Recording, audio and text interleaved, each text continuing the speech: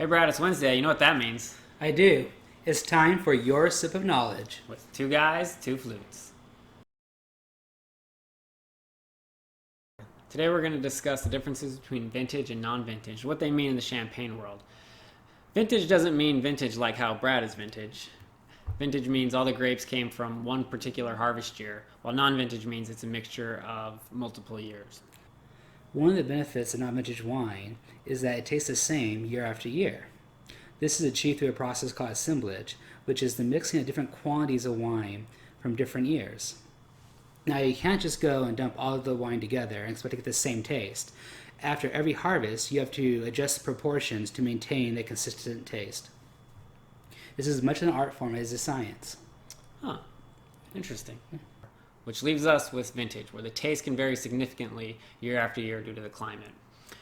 For instance, if you have a very rainy season right before you pick the grapes, you'll get a watered down champagne. Conversely, if you have a dry or arid season, the grapes will be overripe and you'll have a stronger alcohol taste in the champagne. So the ideal conditions would be something like a very consistently temperature, consistent humidity, which would allow the grapes to ripen slowly. It's for this reason that you see, or you don't see, vintage champagnes every year from, say, like a Dom Perignon or Crystal. All right, we learned the differences between vintage and non-vintage champagne. Brad, do you have anything else to ask? Yes, how can I tell if my bottle is vintage or non?